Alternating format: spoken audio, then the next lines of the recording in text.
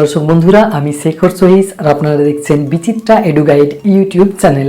আজকের ভিডিওটি শুধুমাত্র নেতাজি সুভাষ মুক্ত বিশ্ববিদ্যালয়ে পাঠরত পিজি পার্ট 1 বাংলা বিষয়ের ছাত্রছাত্রীদের জন্য, কারণ আজকের ভিডিওতে আলোচনা করব পিজি পার্ট 1 বাংলা তৃতীয় পত্র বা পিজিবিজি 3 পেপারের ওপর বেশ কিছু গুরুত্বপূর্ণ প্রশ্ন নিয়ে, যেগুলির উত্তর পড়লে এই পত্রের অধিকাংশ সিলেবাসটি কভার হয়ে যাবে। তাই পিজি পার্ট 1 বাংলা বিষয়ের ছাত্রছাত্রীদের প্রতি অনুরোধ, ভিডিওটির কোনো অংশই স্কিপ না দিয়ে পুরোটাই দেখবেন।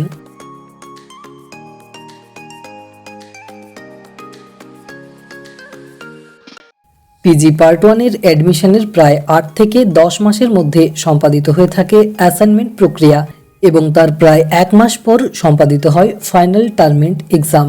আজকের আলোচ্য সম্ভাব্য প্রশ্নগুলির উত্তরগুলি পড়লে ছাত্রছাত্রীরা পিজিবিজি 3 বা বাংলা তৃতীয় পত্রের সিলেবাসটি কভার করতে পারবেন। তাতে পরবর্তীতে অনলাইন বা অফলাইন যে কোনো মোডেই পরীক্ষা হোক না কেন, ছাত্রছাত্রীরা 2 ধরনের পরীক্ষার জন্যই প্রস্তুত থাকতে পারবেন।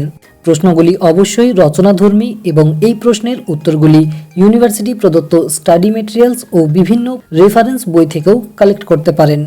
এছাড়াও আমাদের কাছ থেকেও এগুলির সাজেস্টিভ নোটস পেয়ে যাবেন। বিচিত্রা এডুগাইড দ্বারা পরিচালিত অনলাইন ক্লাসগুলিতেও এই প্রশ্নোত্তরগুলি আলোচনা করা হয়ে থাকে। প্রয়োজন থাকলে যোগাযোগ করতে পারেন বিচিত্রা এডুগাইডের হেল্পলাইন নাম্বার 89277816 পিজি বাংলা তৃতীয় পত্রের বিষয় হল প্রাচীন, মধ্য ও আধুনিক যুগের কবিতা।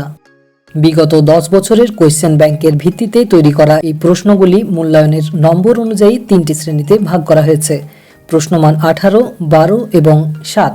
আর এই নম্বর বিভাজন অনুযায়ী নেতাজি সুভাষ মুক্ত বিশ্ববিদ্যালয়ের অফলাইন অ্যাসাইনমেন্ট ও ফাইনাল টার্মেন্ট এক্সাম সম্পাদিত হয়ে থাকে। তো প্রথমেই আসা যাক প্রশ্নমান 18 এর দিকে। অফলাইন পরীক্ষার ক্ষেত্রে 18 নম্বরের মোট 2টি প্রশ্ন এসে থাকে, অর্থাৎ মোট নম্বর 36। এই নম্বরের প্রশ্নগুলির উত্তর লেখার ক্ষেত্রে শব্দ সংখ্যা ব্যবহার করতে হবে কমপক্ষে 450টি। প্রথম প্রশ্ন, চর্যাপদ আবিষ্কারের ইতিবৃত্ত আলোচনা করে চর্যা কবিগণের সংক্ষিপ্ত বিবরণ দিন।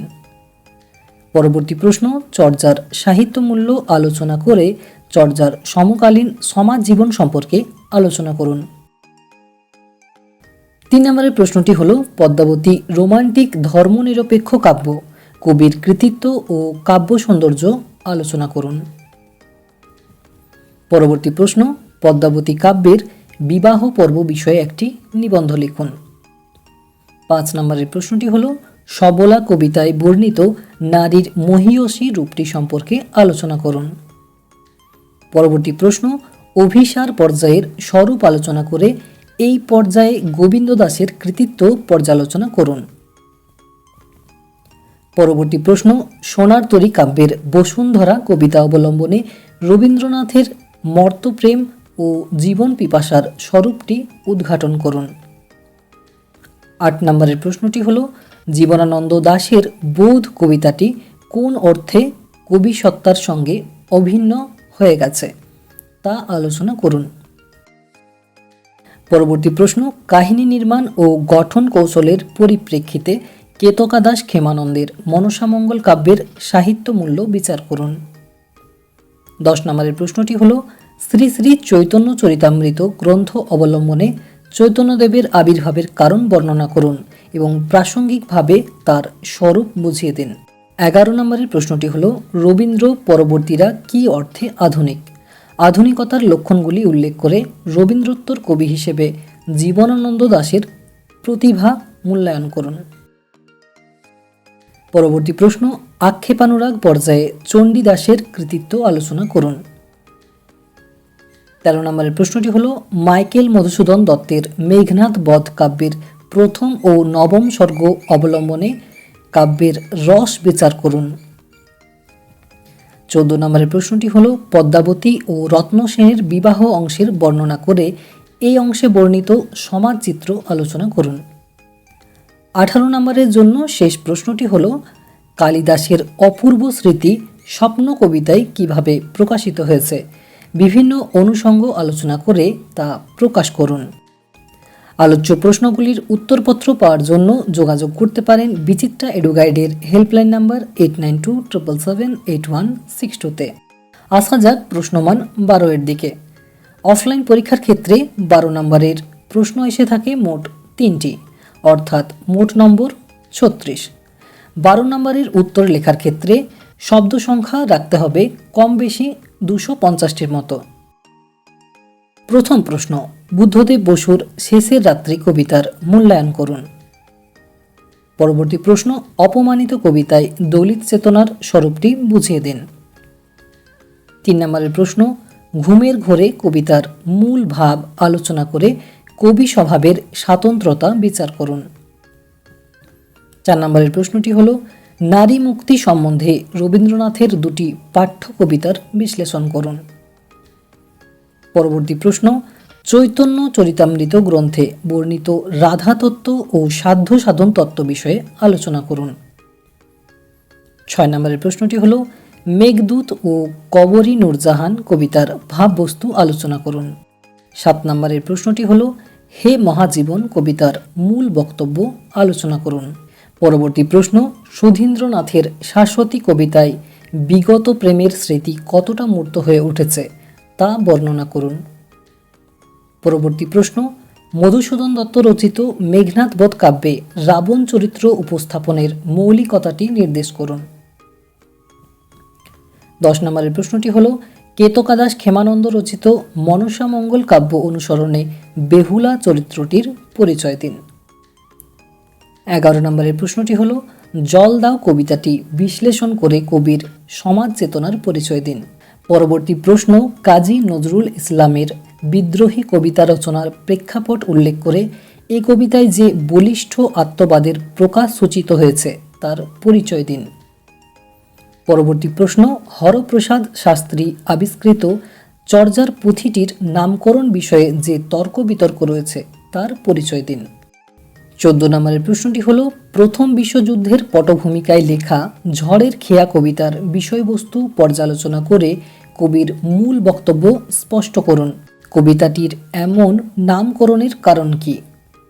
15 নম্বরের প্রশ্নটি হল, কেতকাদাস ক্ষেমানন্দের মনসামঙ্গল অনুসরণে চাঁদ সদাগরের চরিত্রটি বিশ্লেষণ করুন।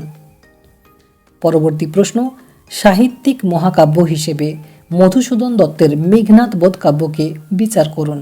12 নম্বরের জন্য শেষ প্রশ্নটি হল, বিষ্ণুদের ঘোড়সওয়ার কবিতাটির ভাব ও ছন্দ সৌন্দর্য বিশ্লেষণ করুন। এবারে আসা যাক প্রশ্নমান 7 দিকে। অফলাইন পরীক্ষার ক্ষেত্রে 7 নম্বরের প্রশ্ন এসে থাকে মোট 4টি, অর্থাৎ মোট নম্বর 28। এই ক্ষেত্রে উত্তরের শব্দ সংখ্যা হতে পারে কম বেশি 150টি। তো প্রথম প্রশ্ন, সন্ধ্যা ভাষা কি ও তার স্বরূপ কি উদাহরণ সহ আলোচনা করুন। পরবর্তী প্রশ্ন, পদ্মাবতী কাব্যে সুফি ভাবনার পরিচয় দিন।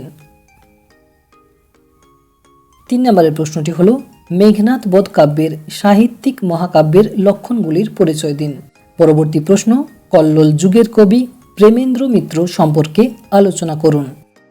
5 নম্বরের প্রশ্নটি হল, কবি সুকান্ত ভট্টাচার্যের কবিতায় সমাজ ভাবনার পরিচয় দিন। পরবর্তী প্রশ্ন, মেঘনাদ বধ কাব্যের পাঠ্যাংশ অবলম্বনে চিত্রাঙ্গদা চরিত্রটির পরিচয় দিন। 7 নম্বরের প্রশ্নটি হল, কালাপাহাড় কবিতায় মোহিতলালের বিদ্রোহী সত্তার পরিচয় দিন। পরবর্তী প্রশ্ন, চর্যাপদে বর্ণিত সাধন তত্ত্বের পরিচয় দিন। পরবর্তী প্রশ্ন, অমিয় চক্রবর্তীর ইতিহাস কবিতায় ভাব ও আঙ্গিকের অভিনবত্ব কিভাবে ফুটে উঠেছে বিশ্লেষণ করে দেখান। 10 নম্বরের প্রশ্নটি হল, চর্যার ভাষার কাল নিরূপণ করুন। পরবর্তী প্রশ্ন, মুক্তি কবিতাটির মর্মার্থ একটি ব্যর্থ নারী জীবনের করুণ রাগিনী, মন্তব্যটির তাৎপর্য লিখুন। 12 নম্বরের প্রশ্নটি হল, মেঘনাদ বধ কাব্যের চতুর্থ স্বর্গ অবলম্বনে সীতা চরিত্রটির পরিচয় দিন। 13 নম্বরের প্রশ্নটি হল, প্রান্তিক কাব্যের নামকরণের তাৎপর্য কি? এই কাব্যের কাব্যগত বৈশিষ্ট্য নির্দেশ করুন। পরবর্তী প্রশ্ন, চৈতন্য চরিতামৃত অনুসারে সখী তত্ত্বের পরিচয় দিন। 15 নম্বরের প্রশ্নটি হল, আক্ষেপানুরাগ কাকে বলে? এর শ্রেণী বিভাগগুলি আলোচনা করুন। পরবর্তী প্রশ্ন, মেঘদূত কবিতা অবলম্বনে কবি রবীন্দ্রনাথের বিরহ চেতনাটি পরিস্ফুট করুন। 7 নম্বরের জন্য সর্বশেষ প্রশ্নটি হলো, চিত্রাকাব্যের জীবন দেবতা কবিতা অনুসরণে জীবন দেবতার স্বরূপ উদ্ঘাটন করুন। তো এইগুলি ছিল নেতাজি সুভাষ মুক্ত বিশ্ববিদ্যালয়ের পিজি পার্ট 1 বাংলা তৃতীয় পত্রের ওপর বেশ কিছু গুরুত্বপূর্ণ রচনাধর্মী প্রশ্ন। আলোচ্য প্রশ্নের উত্তরগুলি পেতে যোগাযোগ করতে পারেন বিচিত্রা এডুগাইডের হেল্পলাইন নাম্বার 8927781662-তে।